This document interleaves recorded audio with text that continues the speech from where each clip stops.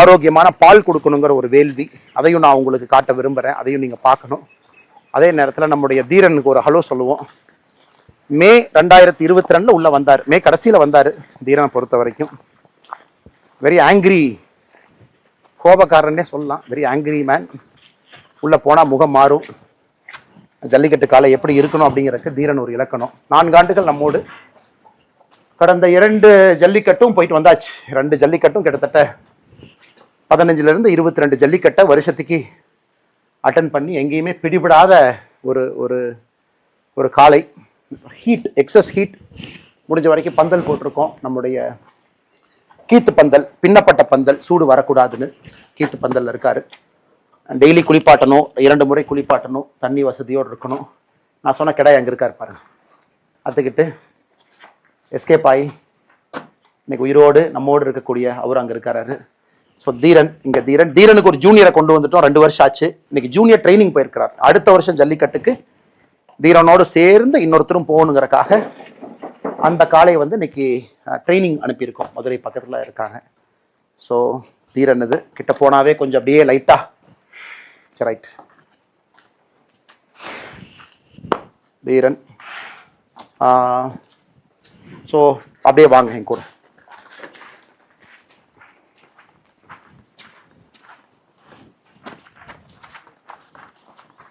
அனைவருக்கும் மறுபடியும் என்னுடைய வணக்கம். நான் ஏற்கனவே உங்கள்கிட்ட சொன்ன மாதிரி இன்னைக்கு இன்னொரு தோட்டத்துக்கு நாம் போவோம். அங்கே செஞ்சிட்டு இருக்கிற விவசாயத்தை கூட பார்ப்போன்னு உங்களுக்கு சொன்னேன். இன்னைக்கு நாம் இன்னொரு தோட்டத்தில், இது முற்றிலும் மாறுபட்ட ஒரு தோட்டம்.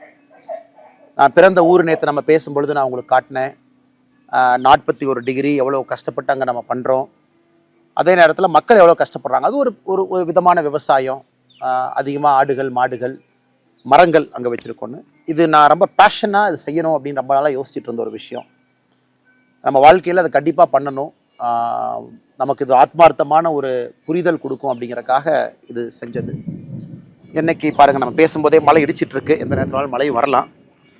இது நம்ம கோயம்புத்தூர் பக்கத்தில் சிறுவாணியில் இருக்கக்கூடிய நம்முடைய தோட்டம். ஸோ அப்படியே என் கூட வாங்க, அப்படியே பார்க்கலாம். இது முழுவதுமாக ஆர்கானிக் ஃபார்மிங் நம்ம செய்யக்கூடிய ஒரு தோட்டம் இது. ஸோ நம்ம வீத லீடர்ஸ் அமைப்பு ஆர்கானிக் ஃபார்மிங்கில் நம்ம ஒரு பெரிய ஒரு நோக்கத்தோடு இறங்கியிருக்கோம். நேரடியாக உங்கள்கிட்ட சொன்ன மாதிரி ஐஐடி மெட்ராஸில் இணைந்து ஒரு ஆர்கானிக் ஃபார்மிங் கான்க்ளேவோடு நம்ம ஆரம்பித்தோம். இன்றைக்கி நம்மோடு நிறைய ஆர்கானிக் ஃபார்மர்ஸ் நம்மோடு லிங்க் ஆகிருக்கிறாங்க. இப்போ கிட்டத்தட்ட இன்றைக்கி 40-45 விவசாயிகள் நம்மளோடு இணைஞ்சிருக்கிறாங்க. அவங்க தோட்டத்தில் ஆர்கானிக் ஃபார்மர்ஸுக்கான ட்ரைனிங் ஒர்க் ஷாப் அதெல்லாம் நிறைய நடந்திருக்கு. நானும் சில இடத்துக்கு போயிருக்கேன். நம்முடைய இளம் விவசாயிகள், ரொம்ப சந்தோஷமான விஷயம் என்னன்னாங்க, நிறைய பெண்கள் சகோதரிகள், 30 வயசு 35 வயசு குறைவான சகோதரிகள், அவங்க இன்னைக்கு நம்முடைய வீதரீட அமைப்போடு இணைந்து நிறைய ஆர்கானிக் ஃபார்மிங் ஒர்க் ஷாப்பில் பங்கேற்கிறாங்க. நாம் அவங்களுக்கு பேசிக் டீச் பண்ணுறோம். இப்போ உங்கள்கிட்ட 1/2 ஏக்கர் இருந்தாலும் எப்படி ஆர்கானிக் ஃபார்மிங் நீங்கள் பண்ணலாம், இயற்கை விவசாயம் எப்படி பண்ணலாம், அல்லது 3 அடுக்கு விவசாயம் எப்படி பண்ணலாம், அல்லது உரம் இல்லாத இயற்கை உரம் இருக்கக்கூடிய விவசாயத்தை எப்படி பண்ணலாம் அப்படின்னு. ஸோ சில இடத்துல பயிர் தோட்டங்கள் நீங்கள் போடலாம், பழத்தோட்டங்கள் போடலாம். அது எல்லாத்தையும் எப்படி நீங்கள் ஒன்றிணைச்சு சந்தைப்படுத்தலாம் அப்படிங்கிற ட்ரைனிங்கும் நம்முடைய வீதரீடர்ஸ் அமைப்பினுடைய வாலண்டியர்ஸ் கொடுத்துட்ருக்காங்க. உதாரணத்துக்கு நம்முடைய தோட்டம் நாம் எடுத்து உள்ளே கிட்டத்தட்ட இன்றைக்கி 1 ஆண்டுகள் முழுமையாக முடிஞ்சிருச்சு.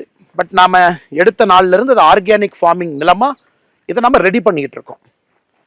எனக்கு ஒரு குறிப்பிட்ட காலம் நீங்கள் அதில் உரம் போடாமல் இருந்தால் மட்டும்தான் அது இன்றைக்கி நீங்கள் ஆர்கானிக் ஃபார்மிங் அப்படின்னு சொல்ல முடியும். ஸோ இன்றைக்கி நாம் இதெல்லாம் பார்த்திங்கன்னா சோளம் போட்டிருக்கோம், வளர்ந்துக்கிட்டு இருக்கு. ஏன்னா இது அனைத்துமே இன்றைக்கி இந்த மண்ணை பக்குவப்படுத்தி கொண்டு இருக்கின்றோம். மண்ணை இதுக்கு முன்னாடி நம்ம நவதானியங்கள் போட்டிருந்தோம், அப்புறம் கொள்ளு போட்டோம். இங்கே இருக்கக்கூடிய செடிகள்லாம் அழிஞ்சிடணும், கீழே எதுவுமே இருக்கக்கூடாதுன்னு அப்புறம் ஒரு ஸ்டெப்பாக மாற்றிக்கிட்டு இருக்கோம். இன்றைக்கி சோளம் போட்டிருக்கோம். அப்புறம் சோளத்துலேருந்து அப்படியே கொஞ்சம் கொஞ்சமாக வெளியே நாம் இதில் தண்ணி இருக்கக்கூடிய அந்த பகுதி அரிசி போட ஆரம்பிப்போம். மிச்ச இடத்துல நாம் பழத்தோட்டங்கள் வைக்கலாம். இதிலிருந்து நாம் காய்கறிகள் போடலாம், வெளியே எடுத்துகிட்டு போகலாம். அனைத்துமே முழுவதுமாக இந்த தோட்டத்துக்குள்ளே நம்முடைய மாட்டினுடைய சாணத்தை தான் பயன்படுத்துகிறோம். 1 ஆண்டு காலமாக அந்த ப்ரிப்பரேஷன் ப்ராசஸில் மாட்டினுடைய சாணத்தை மூலமாக வச்சு தான் நம்ம ப்ரிப்பரேஷன் ப்ராசஸ் பண்ணிக்கிட்டு இருக்கோம். நிறையா நம்மோடு அமைப்புகள் இணைஞ்சிருக்கிறாங்க. ஸோ இதுவும் நமக்கு ஒரு நோக்கம். இன்றைக்கி வீதரீடர்ஸ் பீப்புள் மூவ்மெண்ட்டாக அடுத்த கட்டம் போகணும் அப்படின்னா, இன்னைக்கு எங்கே நம்மகிட்ட நீர் ஆதாரம் இருக்கோ அங்கே வேற மாதிரி இயற்கை விவசாயம் தேவைப்படுகிறது. எங்கே நீர் ஆதாரம் இல்லையோ அங்கே வேறு மாதிரி இன்னைக்கு இயற்கை விவசாயம் தேவைப்படுகிறது. இது ஒரு பாட்டு. இன்னைக்கு இயற்கை விவசாயத்தை நீங்கள் சக்ஸஸ் பண்ணணும் அப்படின்னா ஒரு கேஷ் கிராப்பும் உள்ளே இருக்கணும். இன்னைக்கு நம்ம 5 ஏக்கரோ 4 ஏக்கரோ 10 ஏக்கரோ 2 ஏக்கரோ 1 ஏக்கரோ எத்தனை இடத்துல பண்ணாலும் கூட பணம் வரக்கூடிய பயிர்கள் கேஷ் கிராப் இருக்கணும். ஸோ உதாரணத்துக்கு நம்ம தோட்டத்தில் கொஞ்சம் இடத்துல வந்து பாக்கு இருக்கு.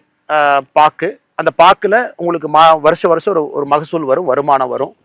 ஸோ அந்த வருமானம் ஒரு விவசாயி தன்னுடைய வாழ்க்கையை வாழ்வதற்கு, குடும்பத்தை காப்பாத்துறதுக்கு, குழந்தைங்களை படிக்க வைக்கிறதுக்கு ஒரு ஒரு ஒரு கேஷ் கிராப்பினுடைய வருமானம் நமக்கு தேவை. அதனால முழுசா இயற்கை விவசாயம் நான் அப்படி போறேன்னு சொல்றதை விட கேஷ் கிராப் போடுங்க, அதையும் இயற்கை விவசாயமா நம்ம செஞ்சு எடுத்துட்டு போகலாம். மிச்ச இடத்துல சோளம், கம்பு, கொள்ளு, அப்புறம் கொஞ்சம் கொஞ்சமாக நாம் தண்ணி இருக்கக்கூடிய இடத்துல அரிசி, இங்கெல்லாம் அரிசி நல்லாவே போடலாம். சின்ன வெங்காயம் போடலாம், நிறைய காய்கறிகள் போடலாம், பழங்கள் போடலாம், பல மரங்கள் வைக்கலாம்.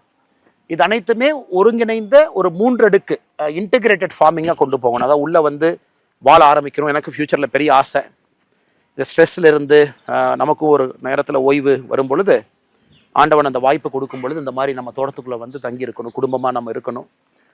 அதே நேரத்தில் ஆடு மாடுகள், கோழிகள், வாத்துக்கள் அவங்களோட நம்ம இருக்கோம். ஸோ அதுவும் ஒரு உயிரினம் தான், கொண்டு இருக்கிறோம். எத்தனையோ உயிரினங்கள், புழு பூச்சிகள் எல்லாமே தோட்டத்துக்குள்ளே இருக்குது. அவங்க எல்லாத்தையும் ஒன்றி நாம் சேர்ந்து இன்டெகிரேட்டடாக ஒரு வாழ்க்கையை ப்ராக்டிஸ் பண்ணும் பொழுது ஆர்கானிக் ஃபார்மிங் என்பது சாத்தியம்.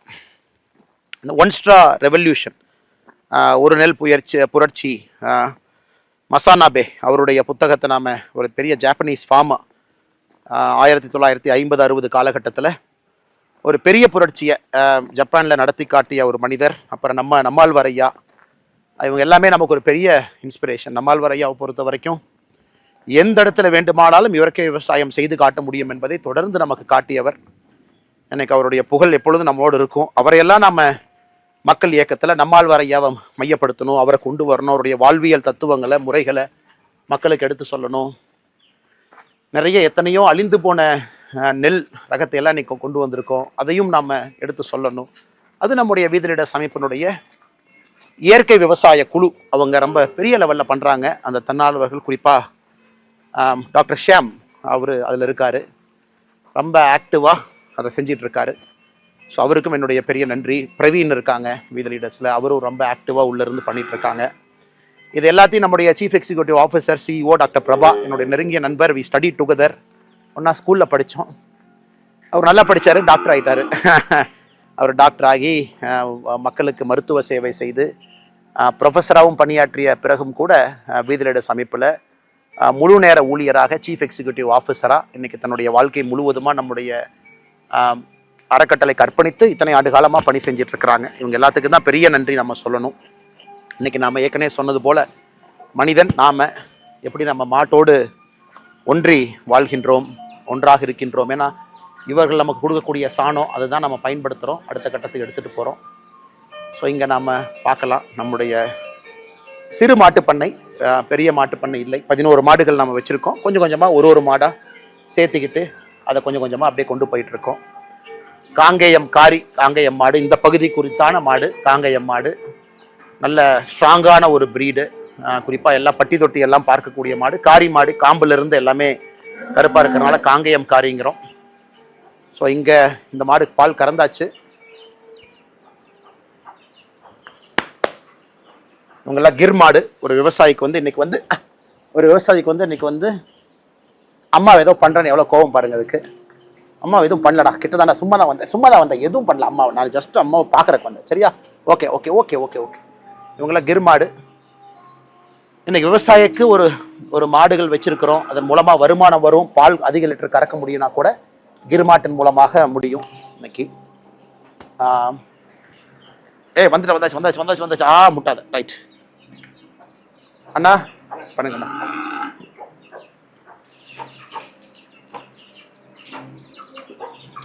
அதே போல நம்முடைய தார்பார்க்கர் மாடுகள், இதுவும் ரொம்ப ஸ்ட்ராங்கான ஒரு ப்ரீட். எல்லாமே குஜராத், பஞ்சாப் அந்த இடத்துல இருக்கக்கூடிய மாடுகள், இயற்கை மாடுகள். எல்லாமே A2 பால் கொடுக்கக்கூடிய மாடுகள், இயற்கையான மாடுகள்.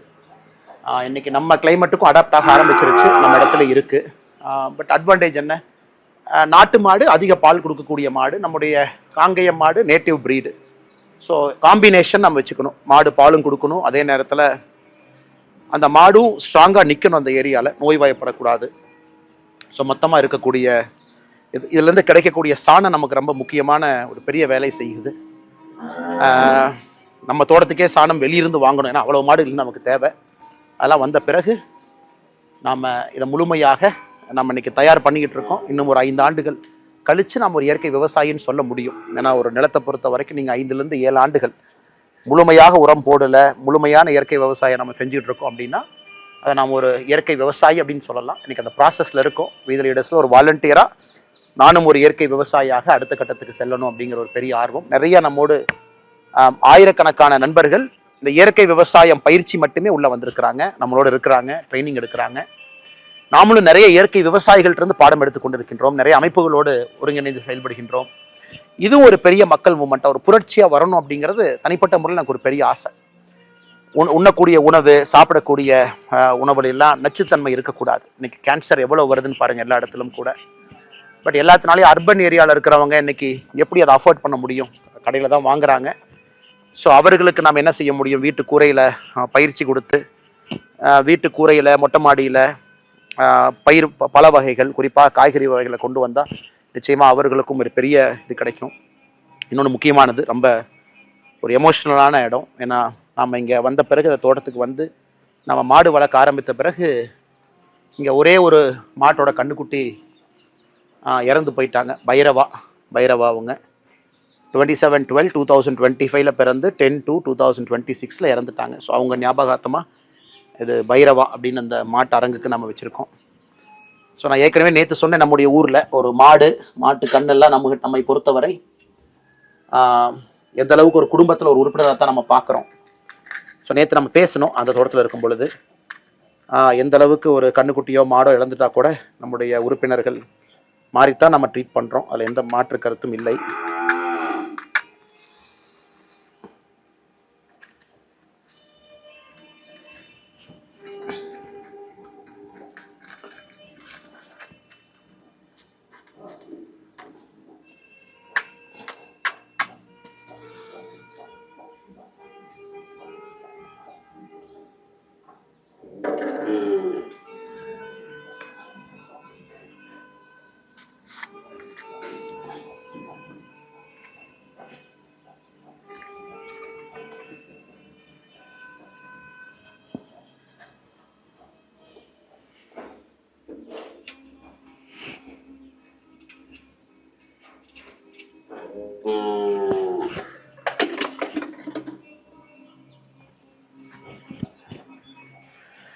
ஸோ அதனால் எனக்கு எல்லாத்தையும் அன்பு வேண்டுகோள், அரசியல் நம்முடைய வாழ்வியல் முறையில் ஒன்றா மாறணும். அதற்கு மக்கள் நாம மாறணும். அதனால தான் நம்மளுடைய நோக்கமே மாற்றுவோம். நாம மாறணும். நமக்கு நம்முடைய வாழ்க்கைக்குள்ள சின்ன சின்ன மாற்றங்களை கொண்டு வரணும். இயற்கையோடு ஒன்றி இருக்க ஆரம்பிக்கணும். காரணம், இன்னைக்கு எல்லா அரசியலுமே இன்னைக்கு என்ன அப்படின்னு நம்ம பேசுகிறோம். இன்னைக்கு 20 ஆண்டுகள் கழித்து எப்படி இருக்குன்னு நீங்கள் யோசிச்சு பாருங்கள். வெப்பமடைதலை பற்றி யோசிச்சு பாருங்கள். நச்சுத்தன்மை இருக்கக்கூடிய உணவுகளை பற்றி யோசிச்சு பாருங்க. நம்முடைய குழந்தைகள் எப்படி, எங்கே மாசுபட்ட காற்றுல எப்படி நம்முடைய குழந்தைகள் வாழுவாங்கன்னு பாருங்க. ஸோ நம்முடைய மக்கள் இயக்கம், நம்முடைய அரசியல் என்பது நாளைய மாற்றத்திற்கான அரசியல். அதை நோக்கி நம்ம போகிறோம். அதற்கு முதல்ல நாம் சின்ன சின்ன மாற்றங்களை நமக்குள்ளே கொண்டு வரணும், அவேர்னஸை கொண்டு வரணும். அதன் பிறகு அது போன்ற தலைவர்களை நம்ம தயார் பண்ணணும், அவர்களை தயார்படுத்தணும், களத்தில் இருக்கணும். அதன் பிறகு ஒரு ஆட்சியை கொண்டு வரணும். அது செய்யும் பொழுது நிச்சயமாக ஒரு பெரிய மாற்றம் நடக்கும் என்பதில் நான் உறுதியாக இருக்கேன். I am very excited. ஏற்கனவே சொன்னது போல் 2009 பொலிட்டிக்கல் இன்டர்ன்ஷிப் ஆரம்பித்து 2020 அரசியல் கட்சியில் இணைந்து இன்னைக்கு ஒரு மக்கள் இயக்கமாக உங்கள் முன்னாடி இருக்கும் பொழுது ஒரு முறையும் கூட அதே முயற்சி தான். Can we get better politics done? Can we make politics that is governance based, development orient, அடுத்த தலைமுறைக்கான அரசியல். அதனால் மாற்றுவோம். இது உங்களுக்கு வீத லீடர்ஸை அறிமுகப்படுத்தக்கூடிய சிறு முயற்சி. நான் நிறைய பேர் நம்பிக்கையோடு அத்தனை பேர் இணைஞ்சிருக்கிறீங்க. இன்னும் நம்பிக்கையோடு சேர்ந்துக்கிட்டே இருங்க. நம்ம பேசுனது எல்லாமே இயக்கமாக மாறணும். இயற்கை விவசாயம், போதைப் பொருளுக்கு எதிரான நம்முடைய நிலைப்பாடு, ரோட் டிராஃபிக் ஆக்சிடென்ட் இந்தியாவில் மிக அதிக, இன்னைக்கு world capital of road traffic accident நம்ம தான். 1.5 லட்சம் பேத்துக்கு மேலே இறக்குறாங்க. தமிழ்நாடு தான் இந்தியாவில் நம்பர் 1. அதை நம்ம சரி செய்யணும். வயதானவர்கள் எத்தனையோ பேர் தனிமையில் இருக்காங்க, சைலண்டாக இருக்காங்க, வீட்டுக்குள்ள கூட யாரும் பேசுறதில்லை. அதை சரி பண்ணணும். இதெல்லாம் கூட வருகின்ற காலத்தில் நம்ம ஒரு மக்கள் மூமெண்ட்டாக, இயக்கமாக எடுத்து நிறைய தலைவர்கள் உருவாக்குவோம். இதெல்லாம் கூட உள்ளாட்சியில் நம்ம அதை கொண்டு வருவோம். நம்முடைய பிரதிநிதிகள் வரும்பொழுது உள்ளாட்சியில் இது எல்லாமே அறம் சார்ந்த அரசியலை உள்ள கொண்டு வருவோம், அறம் சார்ந்த வாழ்க்கையை கொண்டு வருவோம். அது பெரிய மாற்றத்தை கொண்டு வரும் என்கின்ற முழு நம்பிக்கையோடு மிக பொறுமையாக இணைந்து இதெல்லாம் பார்த்துக்கிட்டு இதனால் வீதி லீடர்ஸ் உண்மையாலுமே களத்தில் இருக்குது. நம்ம இந்த மாற்றத்தை பண்ணிக்கிட்டு இருக்கோம். இன்றைக்கி இத்தனை லட்சம் பேர் சேர்ந்துருக்கிறீங்க, யோசிச்சு பாருங்கள். இன்றைக்கி சில 100 சில 1000 பேர் இருந்து இந்த வேலைகள்லாம் செஞ்சுருக்கும் பொழுது இத்தனை லட்சம் பேர் இணைஞ்சு ஒரு மக்கள் இயக்கமாக நாம் கொண்டு போகும் பொழுது எவ்வளவு பெரிய மாற்றத்தை கொடுக்க முடியும். மாறுவோம், மாற்றுவோம். பிளே ஸ்டோர் மற்றும் ஆப் ஸ்டோரில் இருந்து பாலிமர் செயலியை QR கோடு மூலம் பதிவிறக்கம் செய்யுங்கள். செய்திகளை உடனுக்குடன் பெறுங்கள்.